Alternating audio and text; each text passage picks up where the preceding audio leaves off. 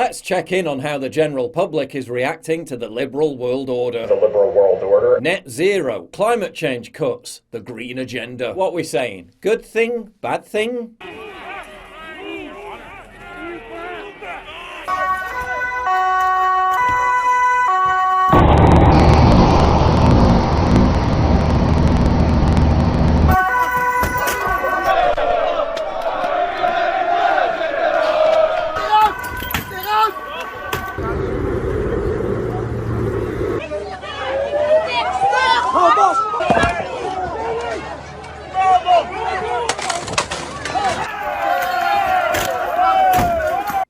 Oh, seems pretty unanimous. The Netherlands, yellow vests 2.0. But what's the beef? Well, it turns out that Dutch farmers aren't too pleased about climate change technocrats passing laws which will completely destroy their livelihoods. The government plans to restrict nitrogen and ammonia emissions by at least 50% by 2030. Problem being, fertilizers contain a large amount of nitrogen oxide, and livestock produce ammonia in their urine and feces. Result? Farmers will be forced to cull 30% of their livestock, putting many of them out of business forever. Highlighting how this is a selective attack, the same regulations won't be applied to the airline industry. Still, at least the farmers are finding a use for all that unwanted feces by spraying it on government buildings. I was caught in the middle of a railroad town.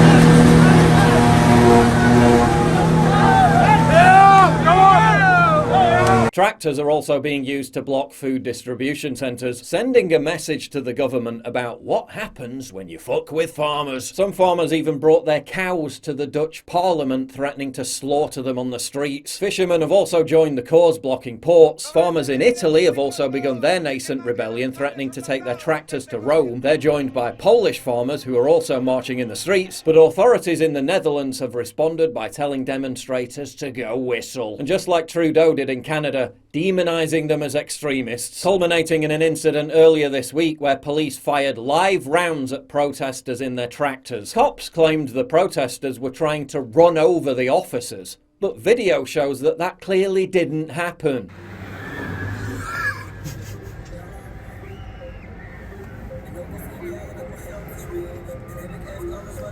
Blijf filmen. Kijk, deze gaat voorspelen.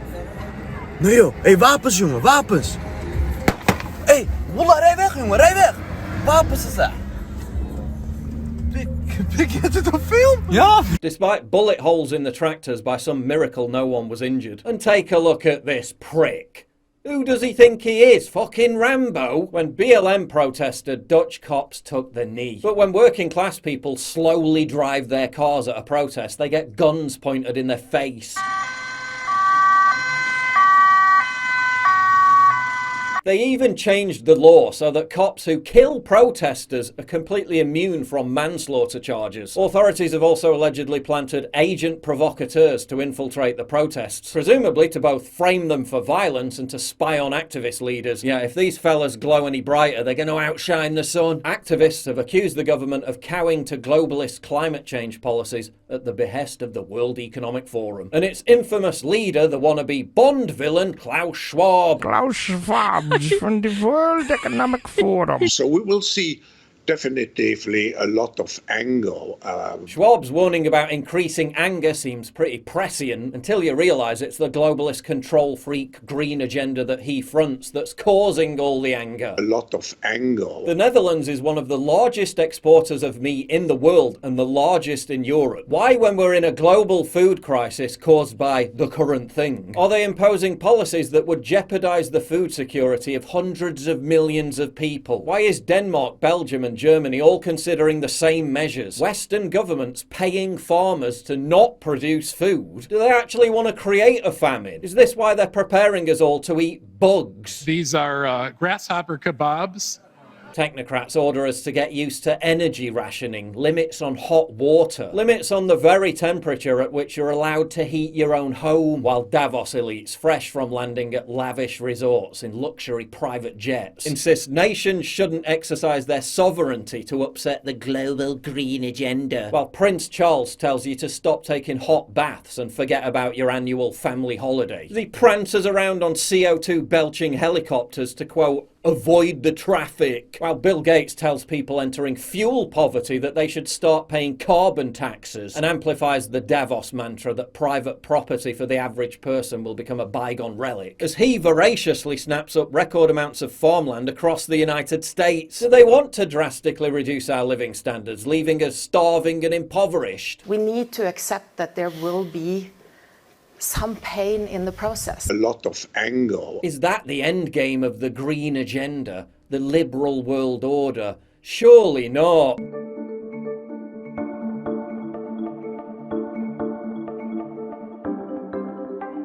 But wait, the fact checkers have arrived. Reuters says there's no evidence the Dutch government is working with the World Economic Forum to impose the Great Reset. That's the same Reuters that enjoys an exclusive partnership for content distribution with the World Economic Forum. I'm sure they're totally not biased at all. Meanwhile, on the flip side of the coin, as working class farmers get brutalised, upper middle class climate change activists and eco-warriors get treated with kid gloves. Tarquin, Tabitha, Fifi and friends are now gluing themselves to works of art to bring attention to the climate crisis. The same climate crisis being pushed by every major institution, legacy media outlet and government in the West. Yeah, if your rhetoric mirrors that of every establishment tentacle in existence, ever considered that you're not part of the rebellion and that you're doing the bidding of the very same establishment you claim to oppose? Turns out one of these Just Stop Oil activists has clocked up 50,000 air miles in the last 5 years alone, while virtue signalling about the dire threat posed by CO2 emissions. She's been personally responsible for emitting 13 tons of carbon dioxide. It's okay when we do it! While these useful idiots advocate for the globalist Great Reset that would exacerbate the already chronic cost of living crisis, and are afforded lavish, sympathetic media coverage and a light touch by authorities, working class people across Europe are seeing their futures decimated. And whenever they dare speak up about it, they're roundly monstered and attacked.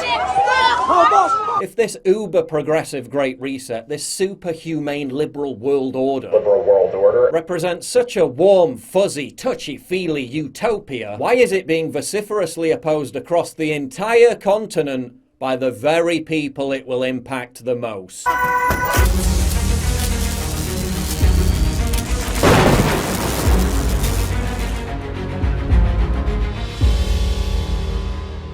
It's absolutely crucial for you to help me fight the war on free speech by supporting me via Subscribe Star, link in description, and also signing up for my free newsletter at summit.news/newsletter.